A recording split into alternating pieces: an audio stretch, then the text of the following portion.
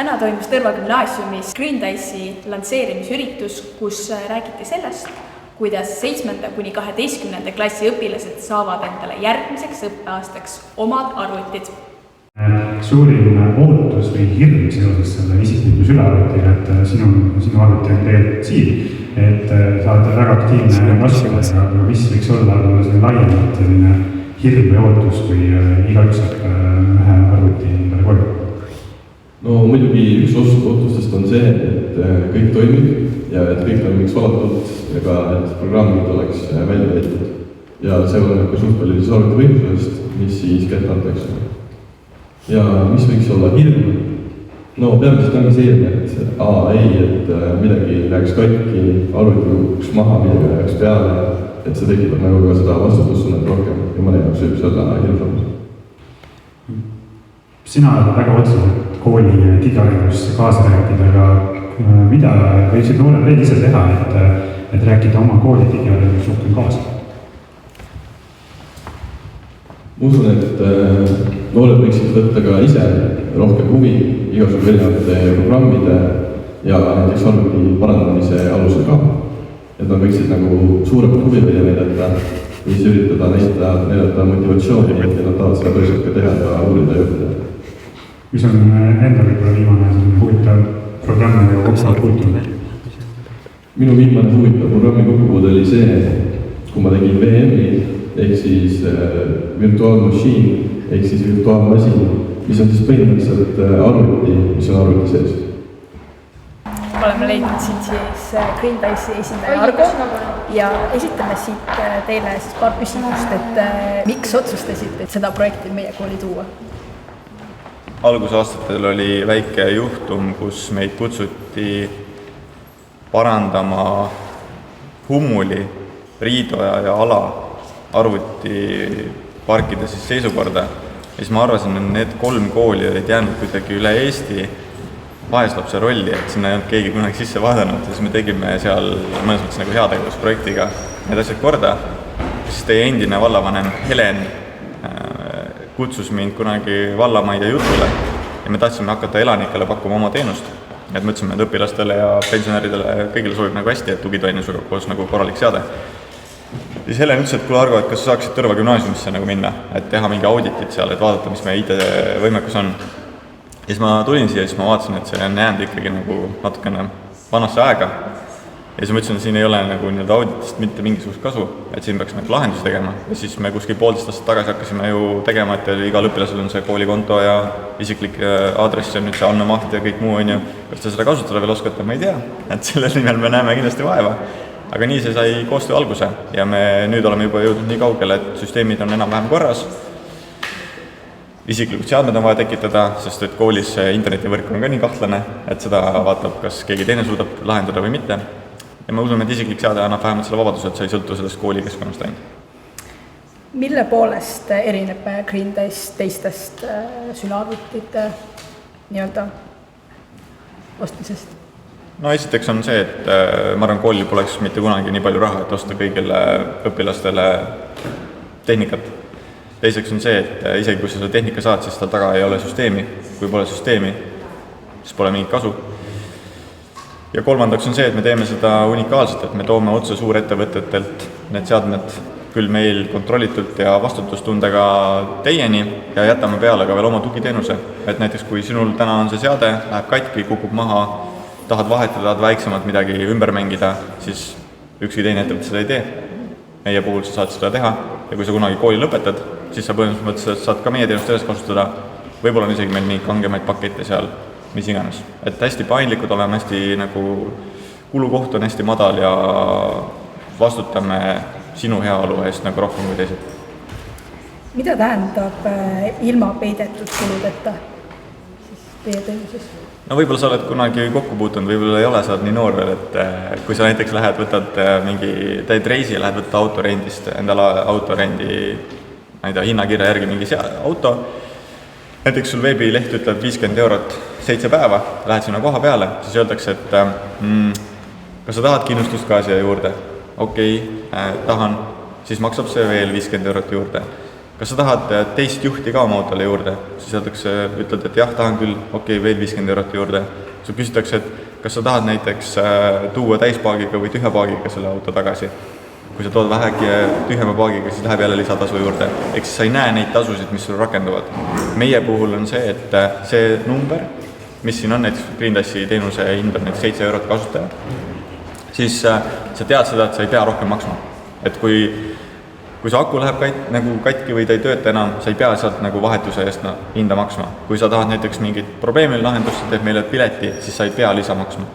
Et seda tähendabki see, et kõik see number, mis sa näed, see on lõplik, mitte mingite kahtliste trikkidega suurendatud. Te enne mainisite, et mis saab pärast arvutite kasutust, kui õpilane lõpetab, aga mis siis täpsemalt saab arvutitest? Seadmetest. Ja me üritame tõesti teha esimest päris ringi, et ka see Greendass, meile tegelikult eestikeelne nimi on roheline täring, ehk siis täring on täiuslik ring, ühe tehnikatoot täiuslik ring, siis näiteks SEB Pank, kes siin oli, tema on esimene kasutaja, aga pärast seda tema näeb ka, millal see seade lõpuks materjaliringusse jõudis, et me ei müü ühtegi asja kuhugi suvaliselt maha, vaid kui me näeme, et see seade ei vääri enam näiteks uuesti kasutust 7. klassi õpilaste seas, siis me suuname ta siis meil koostööpartner, kes teeb materjaliringlust. Võib-olla kunagi juhtub ka see Tõrvas, et need samad seadmed hakatakse hoopis siin lammutama uuesti materjalideks. Sealt tuleb metalli, sealt tuleb LCD paneele, sealt tuleb trükiplaate, igasuguseid materjale.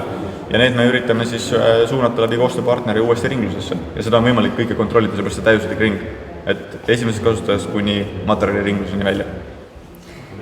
Mis juhtub siis, kui arvuti läheb katki? Siis on see, et sa teed oma digisaadikutele pöördumise. Teil on see vist abi@torva.ee, torva.edu.ee. Kui see aadress on muutunud, siis võite täpsustada digisaadikute käest.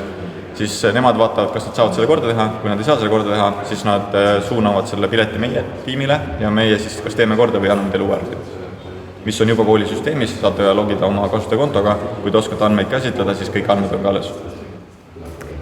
Kas arvutit võib ka kasutada oma isikliku hobide jaoks, näiteks kunsti loomiseks või? Ikka võib kasutada, et nagu ma ütlesin, loome ei tohi olla piiratud, et kui üks inimene ütleb, mida võib teha, siis on ühe inimese mõistus. Kui 100 inimest mõtlevad, mida võiks teha, siis see on 100 inimese mõistus. Et selles me ei pane piiranguid ja pigem aitame kaasa, et kui tahate mingi programme või asju, näiteks praegu oli see küsimus, see Flipbook. Et kas te saate Flipbooki kasutada kuskilt? Kui te ise ei leidnud, on ju, me proovime ka leida, äkki saame midagi pakkuda. Kuidas tagate andmeturvalisust? Läbi tarkade kasutajate. Et me koolitame nii palju kui vähegi võimalik teid oma andmeid ja digitaalset identiteeti hoidma. See tuleb teemakuuna kindlasti kooliprogrammi sisse. Arvutiõpetaja aitab ka kaasa. Ja ainuke inimene, kes saab tagada andmete turvalisuse, on kasutaja ise. Et muidu sa usaldad kedagi teist. Miks sa peaks kedagi teist usaldama, kui sa ennast ei usalda? Et see on imelik. Et me kindlasti tegeleme sellega. Aga muidu me võtame ka vastutuse, kui tõesti keegi unustab, siis me garanteerime selle, et me kustutame kõik andmed. Ja millised on need Greentassi tulevikuplaanid? Me loodame, et me suudame hariduslikku sisu pakkuda nende teemakuude raames just sinna personaalsesse seadmesse ja siin on väga palju blokke, nagu me juba praegu saime aru, et mis nõuavad õppimist ja harjutamist. Aga suuremas skoobis me tahaksime jõuda ikkagi rohkemate õpilasteni kui ainult Tõrva õpilased, et me ei saa jätta teid erilisteks.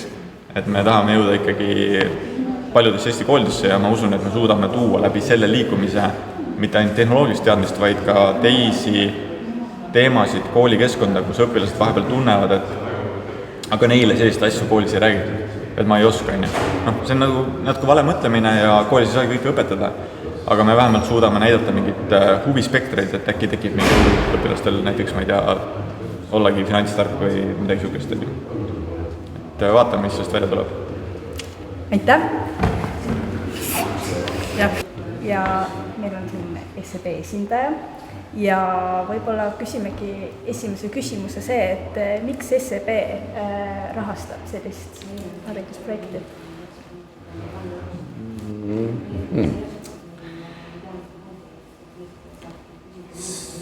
see on nüüd selline kaudne rahastamine, ta ei ole otseselt, ühesõnaga, et rahastame me tegelikult oma nii-öelda selle tehnika kaudu. Aga SEB-l on tegelikult igal aastal on praktikad, nagu kust nii kooliõpilased kui üliõpilased käivad meie juures erinevates pangaharudes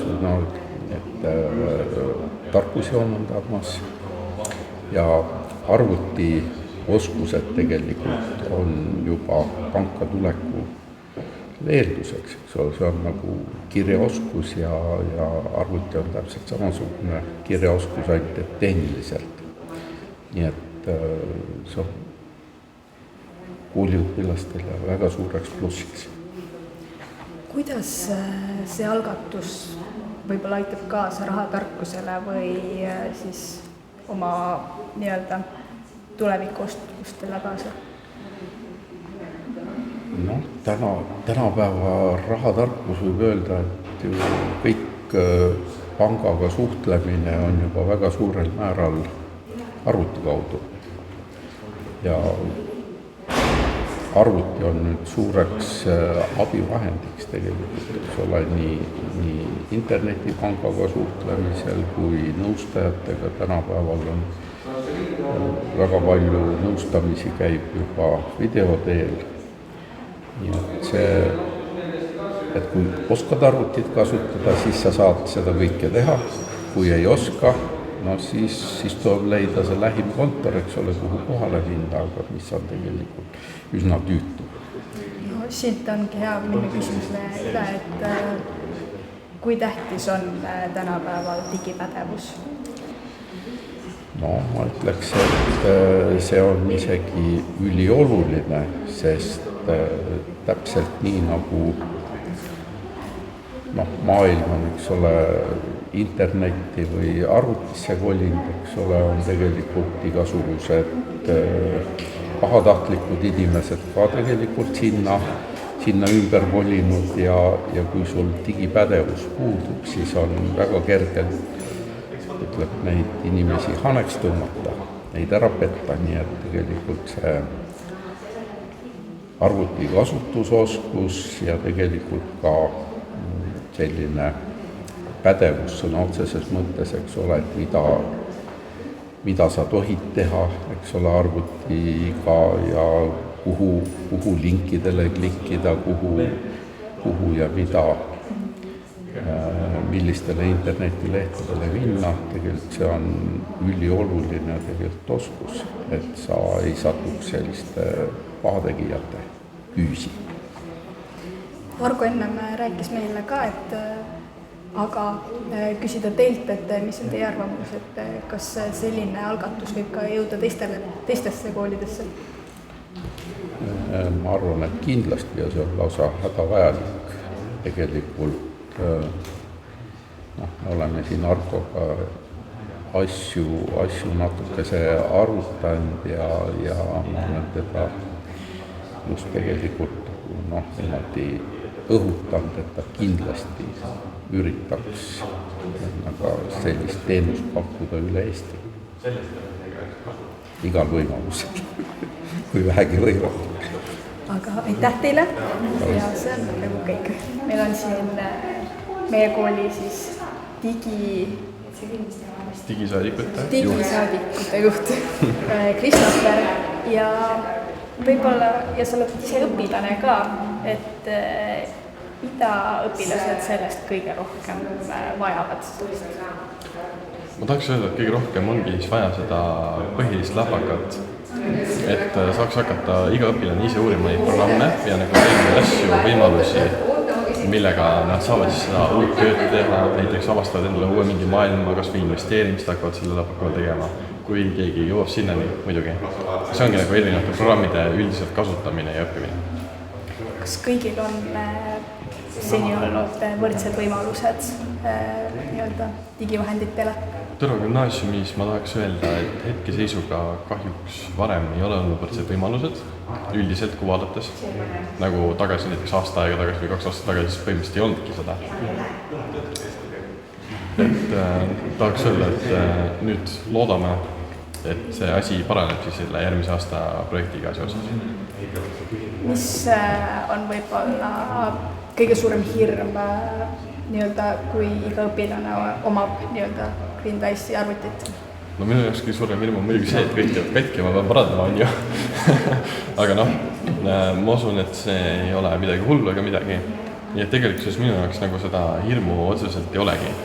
Mul on lihtsalt lootus, et kõik hakkavad õppima midagi. Mul on see lootus. Kas seda probleemi ei võiks tulla, et õpilastel tegelevad hoopis muuga kui õppega? Ma olen kindel, et see kindlasti juhtub, sest ma olen kindel, et õpilased hakkavad kasutama läpakaid niikuinii ka YouTube'i, Netflixi, igasugu muude asjade ja mängude mängimiseks asjadeks. Ma muidugi mängi eriti mängida, nad ei ole päris nii võimsad. Olen testinud, ei tea kahjuks kõiki mänge välja. Aga üldiselt usun, et jah, see juhtub kindlasti. Et kasutatakse ka muudel eesmärkidel seda, aga ma loodan, et ka õppimine jääb sinna hulka. Aitäh, Kristoffer, ja palju edu! Aitäh!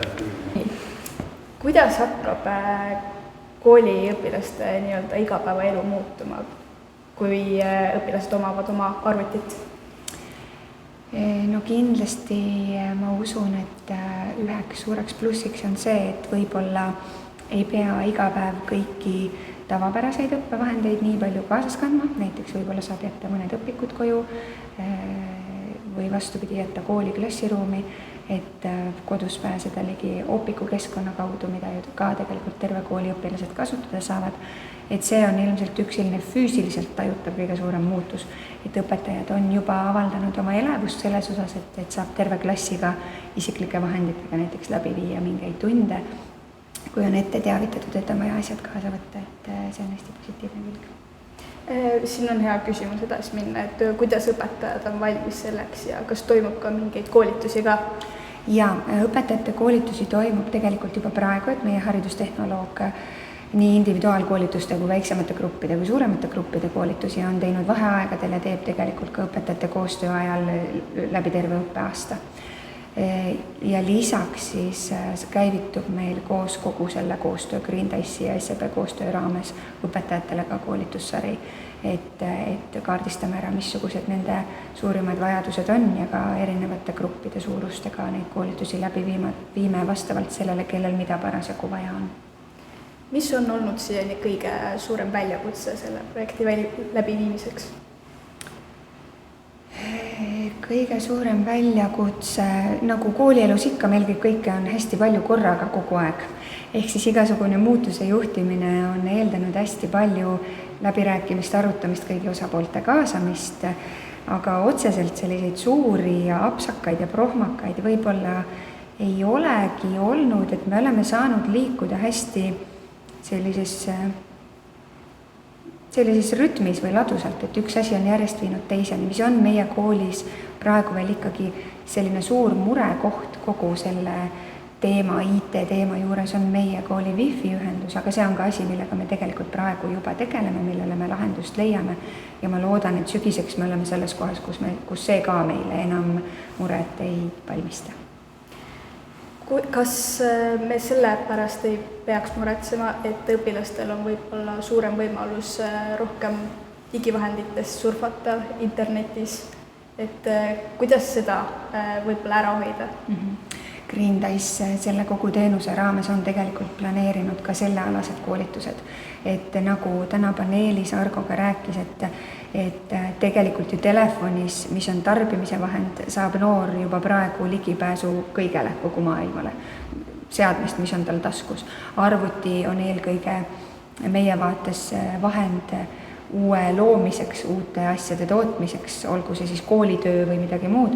Otse loomulikult on seal see oht, et noor inimene ja ka täiskasvanu satub lõksu ja ei oska sealt välja tulla, aga see on üks osa nendest koolitustest, mille me õppijateni toome ja ma leian, et võib-olla see ongi kogu selle koostöö üks suur lisaväärtus ongi see, et me väga teadlikult nii õpilaste kui õpetajateni viime selle info, et kuidas ja mida ka internetis ja arvutis teha ja mida mitte teha. Et praegu on see õppekavade raames pigem selline kaootiline ja igaüks leiutab oma ratast, aga Green Dice on meile selles osas abiks tulnud, et see on väga suur osa kogu selle koostöö raames. Aitäh ja selleks on tänaseks kõik. Aitäh teile!